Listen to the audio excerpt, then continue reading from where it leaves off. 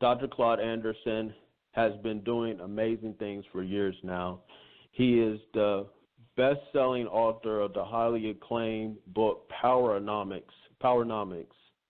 He's a contributor to the popular Hidden Color series. And to me, he is the foremost architect of black progressive thought, and he has a powerful message that he is going to deliver to us live today on 2RAW4TV. So without anything further, I would like to introduce Dr. Claud Anderson. Dr. Claud, you're on with us? Yes, I am. So how are you doing? All right. I'm doing great. It's a very, very good day. I've just been doing a lot of different things, and it's a powerful time too. A very powerful time, but it's very critical as well. We see a lot of police terrorism, a lot of different things happening right now. So I think your message right now is very critical. I called this show 101 Questions That Will Destroy White Deception. And if you get Dr. Claud Anderson's latest book, A Black History Reader, 101 Questions You Never Thought to Ask, you'll get all those questions that will destroy white deception.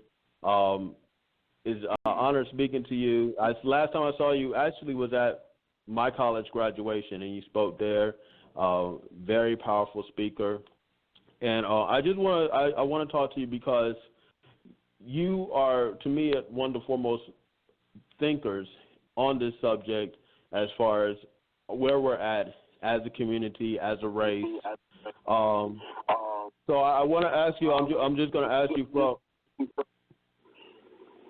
if you can you, I don't know if you guys got the speakers on in the background. If you could turn them down a little bit, I hear a little bit of reverb. But if you can, I just want to, I'm going to ask you a couple of questions. Are you speaking to me that you're having feedback? Yeah, I hear a little bit of feedback in the background. I hear a little bit of feedback in the background. There's nothing here but me, so I'm not sure what you're hearing on that. You still hear You hear feedback now? No, I don't actually now. I don't now. So now, how did you come up with the concept of the book, Black History Reader, 101 Questions You Never Thought to Ask? What was the inspiration behind that? That's an easy one for me to answer.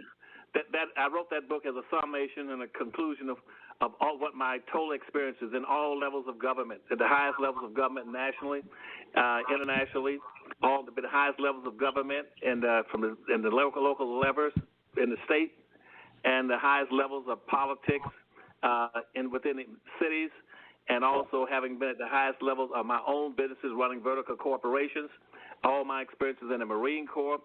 And when I finally got through running the last campaign, at that point I said, I'm the only black in history of this nation, I guess, that's ever been a campaign manager. Not participating in a campaign, but have been a campaign manager for presidents, for governors, for attorney generals, for state legislators, for mayors, and for city councilmen and congressmen. And with that in background, I said I owe it to blacks before I quit and totally retire to sit down and bring all of my collective experiences into different books and explain to black folk exactly where they are, how they got there, what's kept them there, and what they need to do to get out of it. I'm speaking with you now at a very, very important point in time. And you mentioned earlier in your remarks about terrorism. We are now at the most previous point in history where black folks get wiped off out of the face of the earth and out of this country. You talk about terrorism. If you read the Black Reader, we're in it now. This country is in a downward spiral, Palmetto. It's in a downward spiral. It's going through a convulsion. It is and black folk are going to wind up in a very serious race war within about the next 4 or 5 years. And they're totally ill-prepared to defend themselves. They're going to be the primary people target and the scapegoat for terrorism in this country. The South is getting ready to rise again, led by Donald Trump, who's a Manchurian candidate for the conservatives in this country and for the second civil war for the South to come after. Those are the red states you all are voting against. And black folk are totally ill-prepared. And that's why I said I must try to prepare my people to defend themselves. And that's what all my books are about, telling you what you got to do, why you where you are, what resources you have and how to bring them together and put up a defense to be able to survive and prosper in the coming civil war and the coming race war. That's powerful because a lot of people are speaking about that. I've been telling people about this thing that's coming, race war. You know, a lot of people know my story. Police terrorism, race soldiers, or even the reason why I am in Atlanta right now. Because, you know, I consider myself an American refugee. I had to leave South Carolina because of police terrorism and come out to Atlanta for that. But what is the best way to prepare for what is happening right now? The best way to prepare is first understand the nature of your condition. Black folk right now are extremely vulnerable, totally defenseless. In the feeding chain in this country, you're at the bottom of the feeding chain. And again, our people unfortunately doesn't understand that. They don't understand what racism, common definition like racism, minorities, blood, all these broad, ambiguous terms, and all which are horizontal issues. And black folk have been bamboozled and misled by civil rights leaders and elected officials to focus in a major and minor in horizontal issues like culture, bisexualism, gayism, anything that's not focusing on black folk. That's why right now in the dialogue, nobody's going to talk about black folk. You're obsolete and abandoned. You've been abandoned by your own leadership overclass. You have no friends and no allies. Racism is vertical, running from the highest top. And I got black folk now in politics, even if I left, and I was heading up trade missions in this country for governors. I was the first black assistant secretary in the United States Department of Commerce. I ran Jimmy Carter's campaign in Florida and in the South. I was a deputy strategist for Clinton. And I was also the first black that ever sat as a chairman for economic development for Eastern governors. And yet, in all my experiences, I couldn't find any blacks that even understand the nature of racism. Racism is a vertical issue running from the highest to the top. Black folk have been misled and bamboozled and don't understand what racism is. They think it has something to do with attitude, about getting along with somebody, having white friends, having allies with other what they call minority groups. But they don't understand that the only minority in this country is black folk. Black folk are the only permanent minority, and all this stuff, Palmetto, was set up in the Constitution, United States Constitution. You are defenseless, abandoned, obsolete people, labor class. So the time and attention is focusing on immigration. And the immigrants, women, gays, midgets, humpback, lesbians, anybody but black folk. And they're getting ready to wipe it. All these groups are classified as whites. Absolutely. And I'm so glad that you touched on that. Now, you have a lot of different things in your book. I love your latest book, A Black History Reader, 101 Questions That You Never Thought to Ask, because it's sincerely a lot of questions that people have not thought of, but it really sort of puts a perspective on the situation that we're in right now.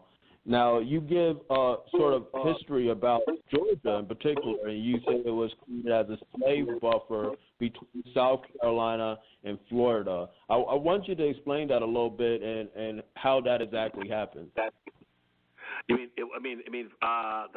How Georgia became a buffer? Is that what you're talking about? Yeah. Oh, yeah. Well, when the colonies were set up, the first 13 colonies were set up. And again, based on the United States Constitution. The Constitution went into effect to tie those 13 colonies together. But let me go back a little further than that so you get the full background on it. See, the Continental Congress, that was the first organization this country had, with the Continental Congress all the way up to the mid-1700s. At that point in time, Britain and England were shipping blacks in here by the boatloads. And they were coming in so fast that the white colonists in this country, at that time called Pilgrims, they got very upset about so many slaves coming in here, and so they started demanding that London and England, that was the primary importer of slaves, that they cease and desist in it because they thought all those black slaves might get together with Indians and run all the whites out of this country back to England. And so the Continental Congress then set up and started demanding that England stop sending in all these slaves. But so at that time, Britain didn't want to do that, so that's what triggered the American Revolution.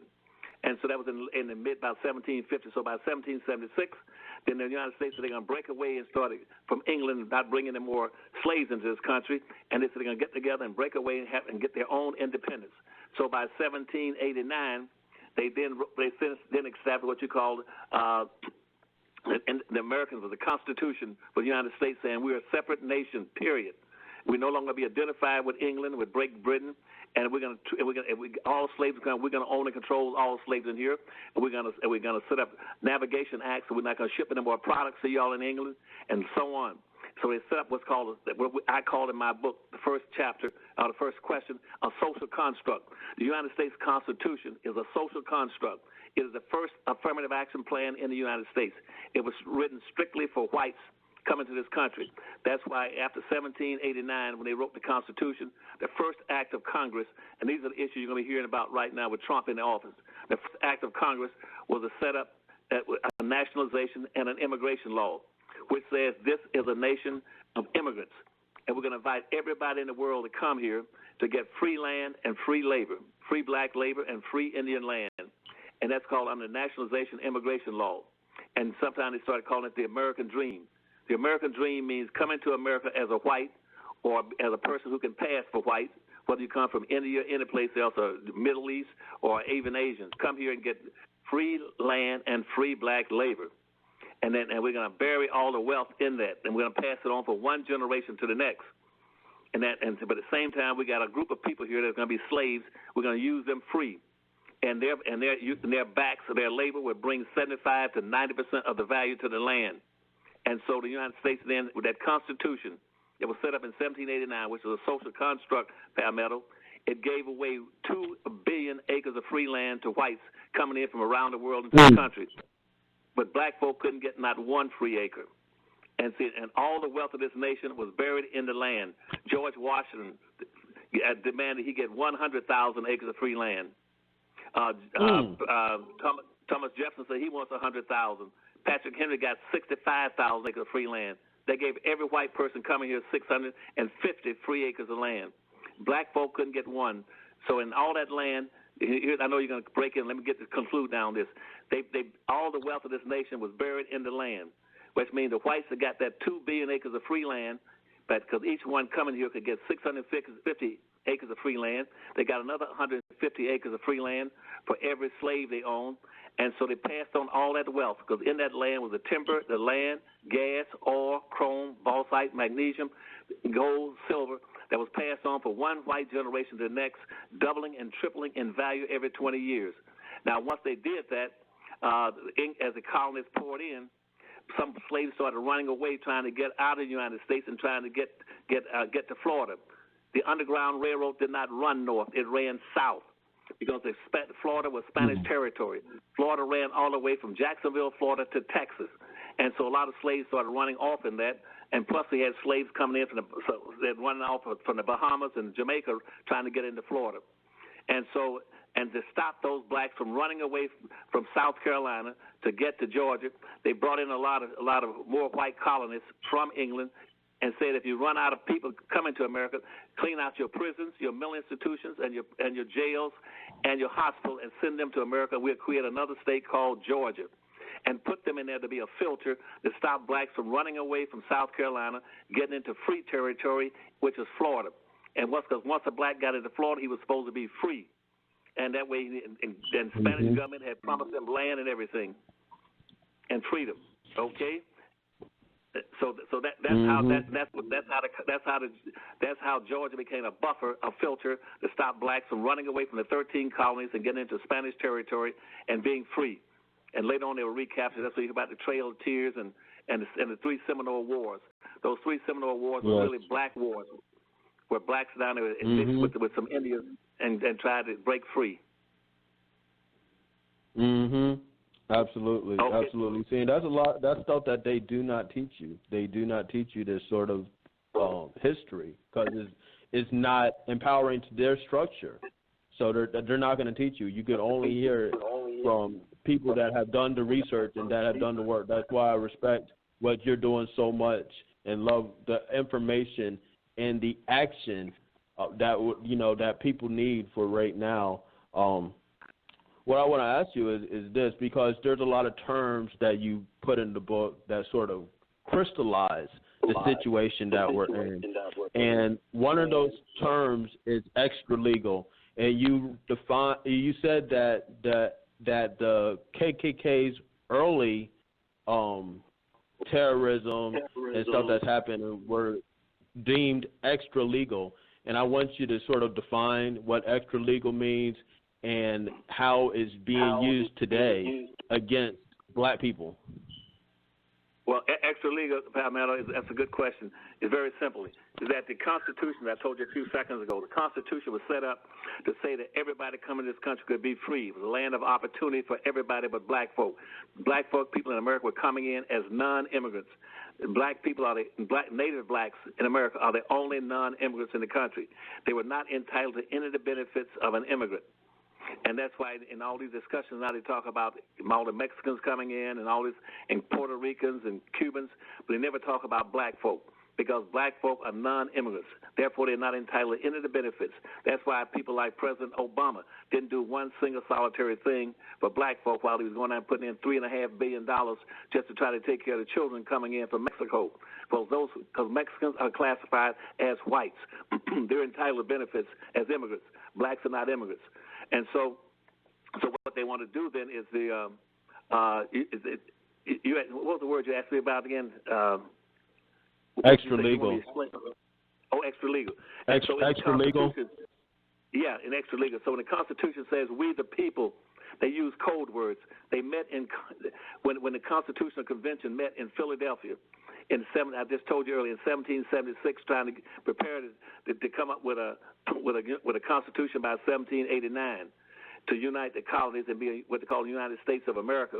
They met in Philadelphia, and they said, now that we're going to draft this constitution and provide all these benefits for people who got white skin from any place around the world, or who can look for a pass for whites can get all these benefits, how are we going to say we're the cradle of democracy, that we are a land of opportunity, we're a land of freedom, of everything. At the same time, we're going to try to bury and hide all these black slaves coming in. And when they met in Philadelphia, they closed the doors and pulled down shades on the windows and put guards at the door, make sure nobody could hear. They discussed for a whole week how they're going to write a constitution and at the same time enslave black folks, and everybody would be free but blacks. And so the Constitution was written using code words. So when you hear in the Constitution, they have certain words for whites, and they have certain words that identify blacks.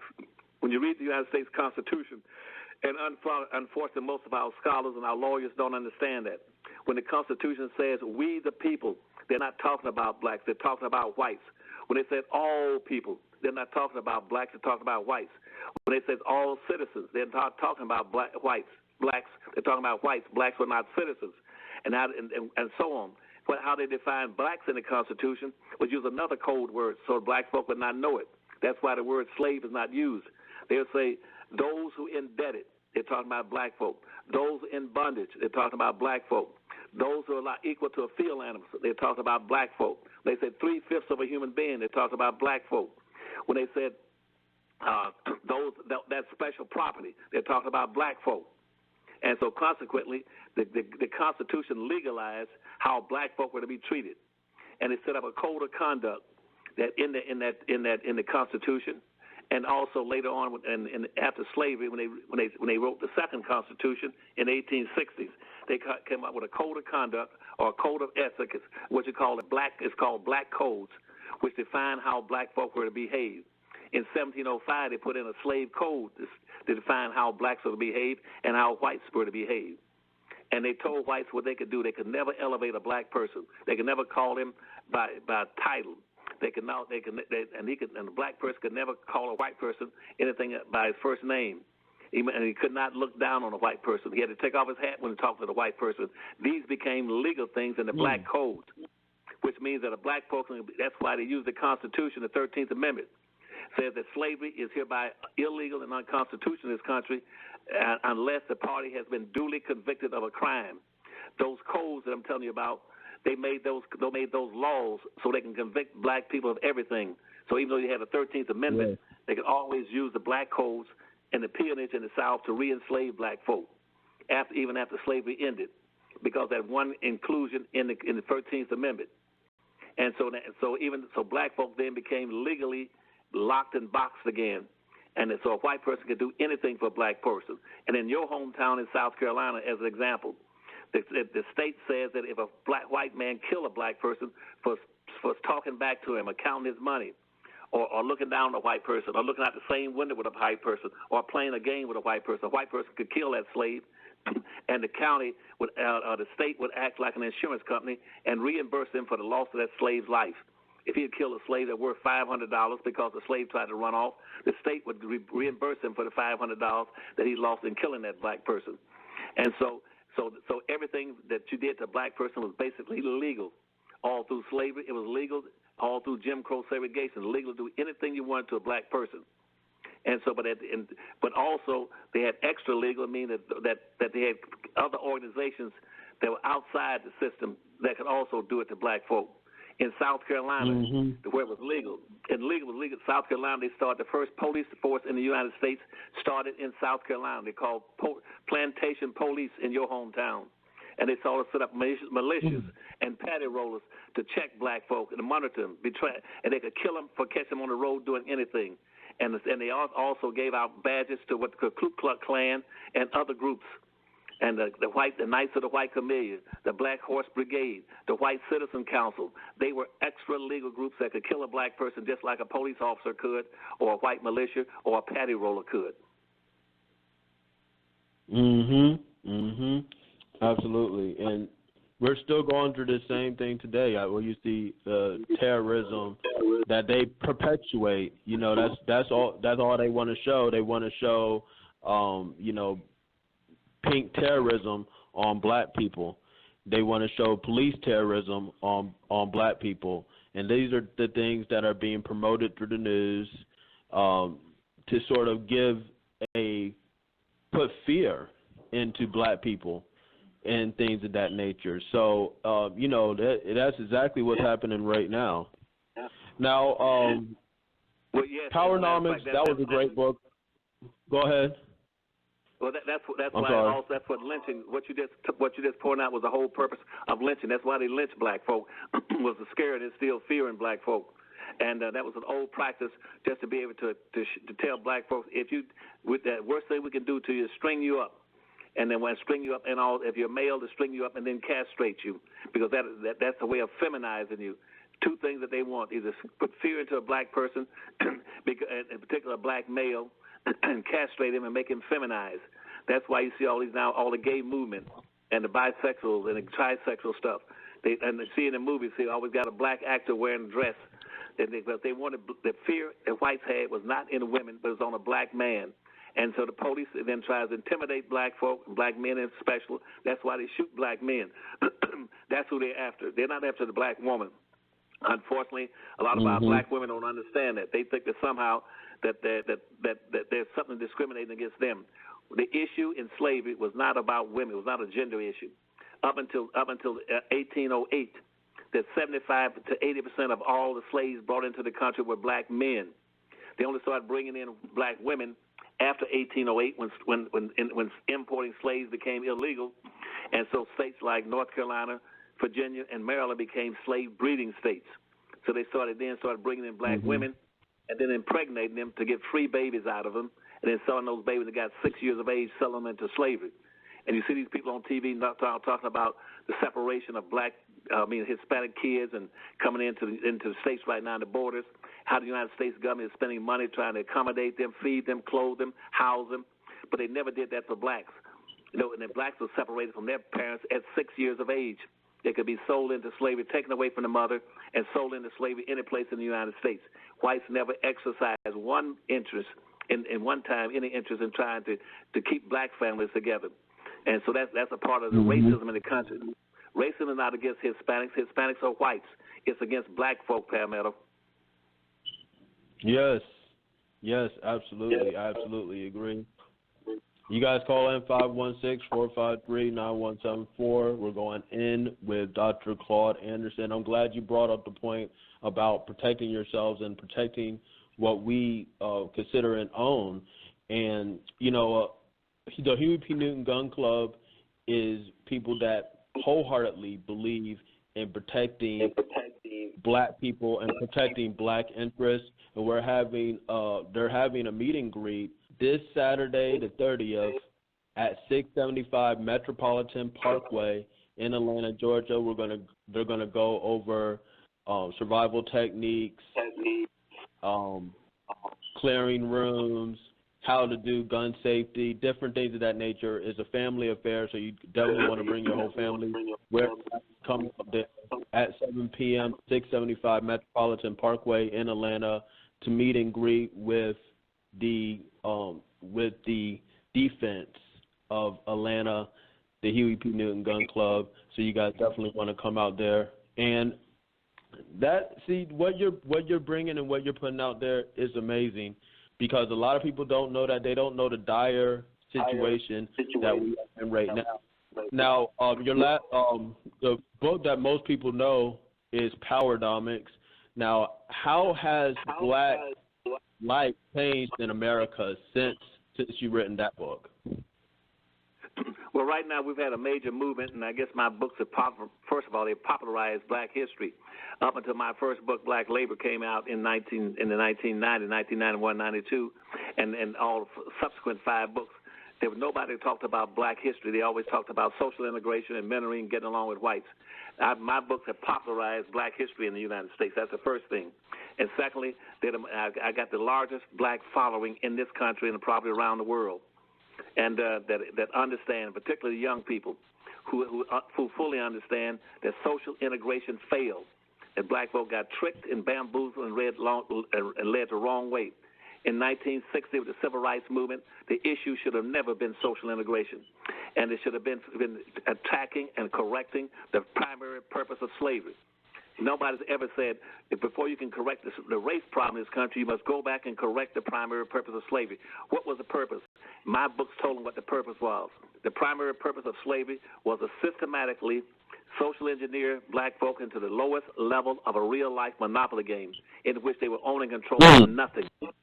And in that process, that slavery maldistributed almost 100% of all this nation's land, businesses, resources, privileges, rights, income, and all levels of government into the hands of the dominant white society.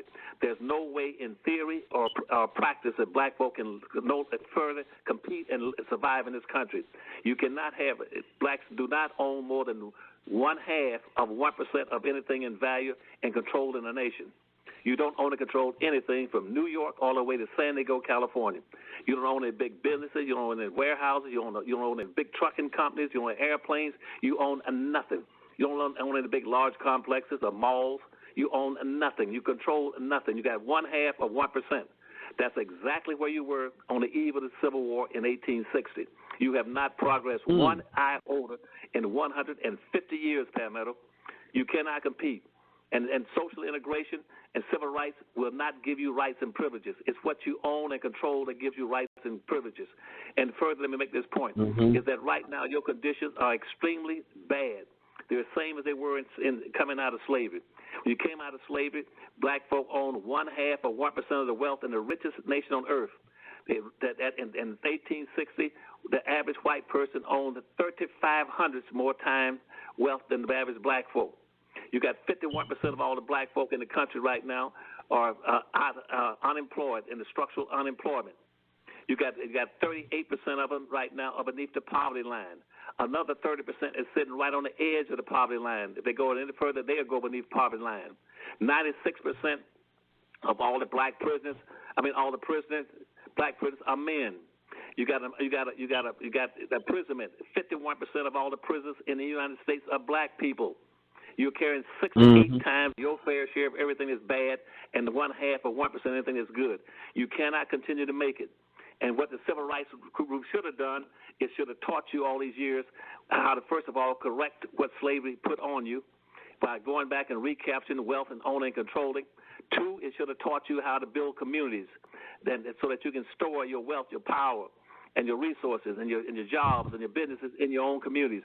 Instead, they let white folks trick them into social integration. Integration is a weakening process. It makes you weaken. You don't make gasoline stronger by putting water in it. You don't make coffee any stronger by putting cream in it. They knew that through the social integration process.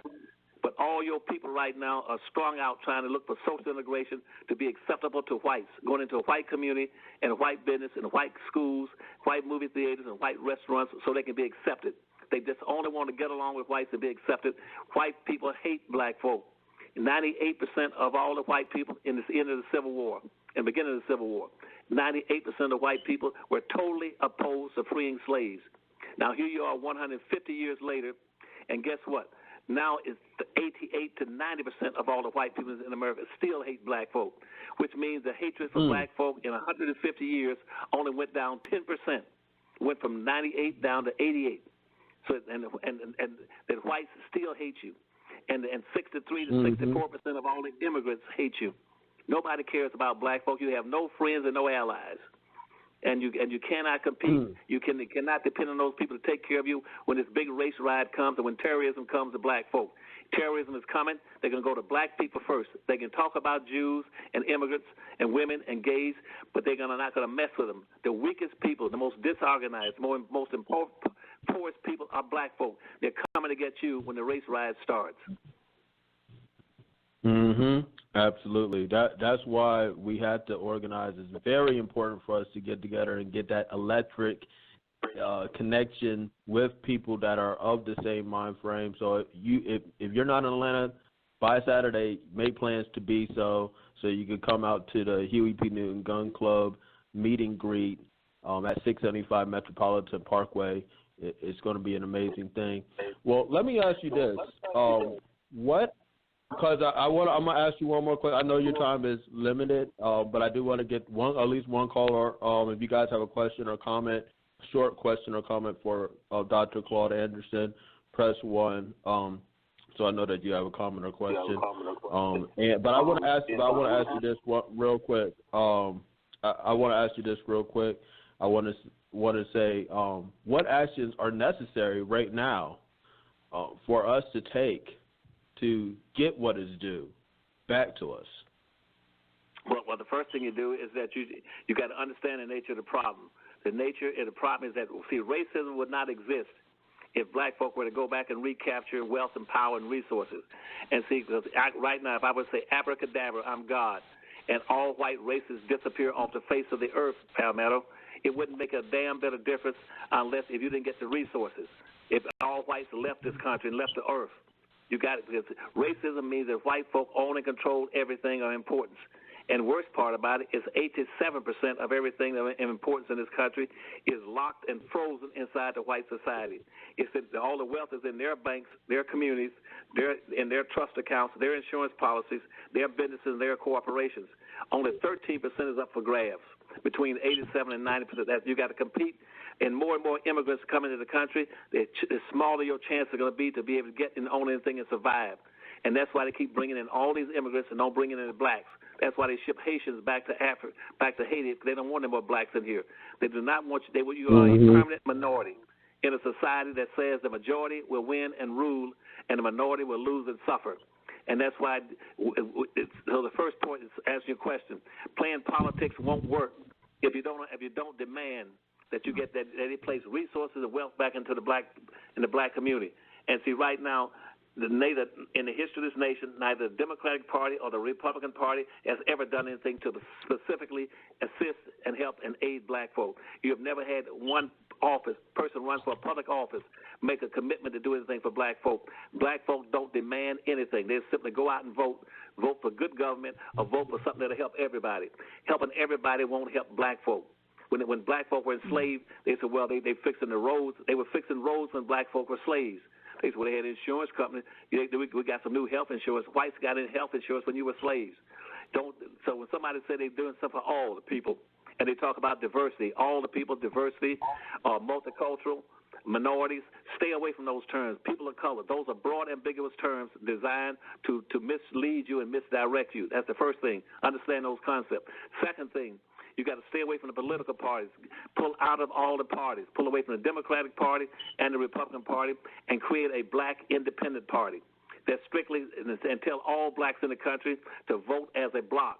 that if all 44 million black folk were to vote simultaneously for a candidate, you tell them you would vote for whatever candidate promised the most and delivers to black folk. Don't run any candidates on your own. You tell them, I don't care what your color is, pink, yellow, polka dot. We will vote as a block, 44 million strong, in any election if you promise the most and delivers to black folk. Because there's no connection between putting a black person in office and getting benefits. Never has there been more than about one or two blacks in the history of this nation that ever got elected to a public office and did something specifically for black folk. You might have had Maynard Jackson in Georgia that did it. You might have had Harold Washington in Chicago that did it, or Adam Clayton Powell in New York that did it. But 99% we got 9,000 black elected officials. Not one is going to try to do anything today for black folk. They always talk about they're going to do all stuff for all the people. And when he said they're going to do stuff for all the people, you just got shafted. And so don't believe in them. Second, third thing, go back and build communities as fast as you can. Build communities and build your own businesses and start practicing group economics, making your money bounce 8 to 12 times before it leaves your community, which means you buy only from your own people and circulate your money around and around. Put in all the business you need in one community for yourself, and so that you can drive to it and park your car and buy from your own people. And when you build those black communities, if you can't move in there, then create a sense of community, saying those who live outside of that community, they must identify with it and come down there and support it. And when you build that community, then you start learning how to mark and close it. Mark and close it. The only we don't have one black community in America. You got communities across America. Everybody got a community with black folk. You got Mexican towns. You got Japan towns, Chinatown, French town, German town, Pole towns, hockey town, Greek towns, little Havanas. You got little Hialeahs. Everybody's got a town with black folk. You're the most integrated people in the country. That's why you have nothing. So what you have to do is you build your own communities, put your businesses in there, buy from your own people, and put especially your key businesses in there. Learn how to be able to have businesses that provide food, water, medicine, and energy. And so you can be totally independent. Don't depend on anybody else to do a damn thing for you. And then once you get that community, then you mark it and say, this is our town. And then you close it. Anything of value must be closed. That's why I go out to Hollywood, California, to Hollywood. You can have a big fence around Beverly Hills with guards at gates. Anything of value in a bank can have bars up. You got to start marking your communities. And right now you live in neighborhoods. A neighborhood is not a community. A neighborhood is where you eat and sleep. A neighborhood is like having buckets with a hole in it. You pour water in it, it runs out. That's why whites can come into every black neighborhood in America at night. They can run prostitution. They can run drugs. They can run hot merchandise they've stolen. They can even come in at night with trucks and dump garbage on all the vacant lots and trash and mattresses, old wrecked cars, anything in your neighborhoods. Your neighborhoods are dumping grounds for trash and dirt of all kinds. Then the last thing you need to do is to figure out, get you to start understanding, instead of being against gun control, you got to be supportive of people having weapons, black folk, be able to protect themselves. The Second Amendment came into existence in 1643. It came into because once they decided to enslave black folk, they outlawed black folk ever having weapons. That's what the Second Amendment was for. It was to make sure that blacks could not fight and arm themselves. That's why out of about 369,000 weapons in this country, that almost 100% of those owned by whites. All the gun clubs are owned by whites. All the places that sell guns and weapons and bullets are by whites. That's why they got all the hunting clubs. That's why they got all the rifle ranges and shooting ranges. That's why they have all the paramilitary groups. And that's why black folk own and control nothing. They can't protect themselves. They're doing slavery because they couldn't have weapons. And after doing slavery, they wouldn't let them have it either in the South. So that's to make a long story short. Those are some of the things you must start doing. And the last thing, you must demand that these water-legged politicians and these civil rights leaders stay away from you. Tell them you don't lead them. They're totally irrelevant. They're unnecessary. Their whole thing is to try to condition you to get along with white folk and get along with other people. And they tell you that you're no equal, that you're equal. All people are equal to you. That's a lie. Nobody's equal to black folk. The last point, you're exceptional people. You're special people. Nobody in this nation has been treated or maltreated like black folk. You're the only person that denied a humanity, a religion, an education, your life, a family, a religion, money, wealth, land, guns, anything. You've been denied every damn thing. And to bring in all these other immigrants and say all people have contributed equally to the development of this land is a big lie. Black folk were the people that picked the cotton, raised the tobacco. They went built the canals, the roads, built the businesses, then dug and raised the rice. You were the laboring class that were the engine that drove the development of this nation. You provided the culture with your music, your dress, and your clothes, and your back, and your labor. Quit letting them lie to you. You're a special people, and don't let them call you African Americans. In conclusion, I'm going to get off now. Don't let them call you African American, make them call you native blacks. There's a difference between an African American and a native black. Native blacks means that all these blacks in America, 99% are the direct descendants of slaves. You were here before 99% of all the other white people and the immigrants ever arrived here. And anybody coming in from Africa or the Caribbean, those are African Americans. You are Native Americans.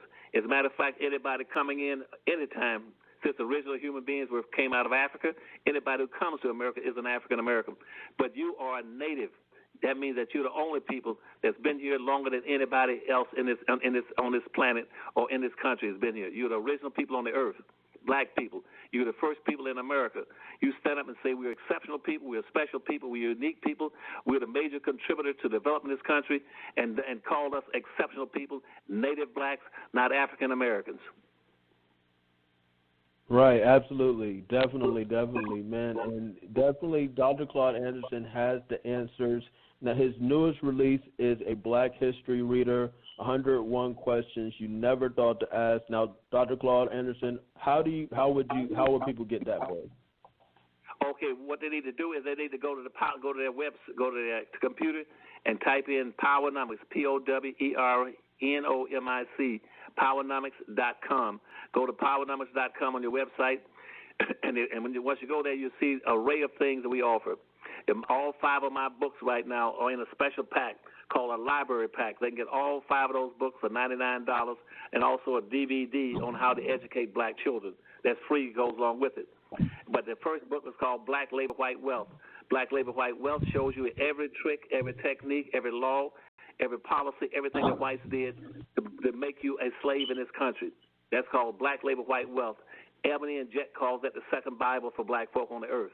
It's sold all around the world. That's the first book. The second one is POWERNOMICS. It shows you how to fight back and how you sort of come together and organize. POWERNOMICS means you can't move anything or people without power, and it's all based on economics. Economics is what drives the society. So POWERNOMICS, you can get the POWERNOMICS, which is a national plan, is your second book. And the third book is Dirty Little Secrets About Black History and Black Heroes and Other Troublemakers, Volume 1, and also the same thing for Volume 2. That gives you 4 books. The last book is called The Black History Reader, 101 questions that you should have asked and never asked, information that black folk never known that is very key for them being able to survive the upcoming dilemma when the Manchurian candidate Trump is in the presidency, when he organized all the red states in the South, and you have a major civil war, second civil war coming up, and you're going to have a race war coming within the next 4 or 5 years. I can guarantee you that. And it's going to spring from people like Donald Trump and the South, these conservatives. Conservatism is an old word, a code word for racism. White racism is called conservatives. Anytime a white person calls himself a conservative, that's what he's talking about. Conservative means hold on what you got and make sure that those who don't have will never get. That's what the word conserve means. And you got some black people calling themselves black conservatives. Now, he ain't got a damn thing to conserve unless he's trying to conserve welfare, food stamps, and public housing. So he hasn't got anything. But so he's the fool that's running with the white conservatives. That's like a hound dog. Like a black man running with hound dogs while pretending he's a friend to the damn rabbit. That's all BS. So don't listen to no black conservatives. Right. Try your best to figure out Exactly. And so that's exactly. I went through most of it with him. Be prepared to deal and tell whites and your black leadership you don't want anything that Anderson told you. You don't need anything. You don't want any symbolic things. No ceremonies. No stuff about we'll name Martin Luther King Boulevard or give you a Rosa Parks Street or we'll come to a ceremony. We tell me on that crap. What you want is anything you have to be able to measure and count it and go to a bank with it. If they don't give you that, tell them you ain't voting for a damn soul. You're not voting for any politician, any candidate, any political party, or you're not going to support any corporation. You're not going to support anybody in this country who won't support black people. Definitely powerful words from Dr. Claud Anderson. president of the Harvest Institute. His newest book is called A Black History Reader, 101 Questions You Never Thought to Ask. Definitely has been an honor to have you on the program. I know you got a lot of things that you had to do right now, but we're going to continue this discussion. Is there anything else you want to leave the people with, Dr. Claud Anderson? Well, let me give you a number. They can also call the POWERNOMICS Corporation if they can't get through the website.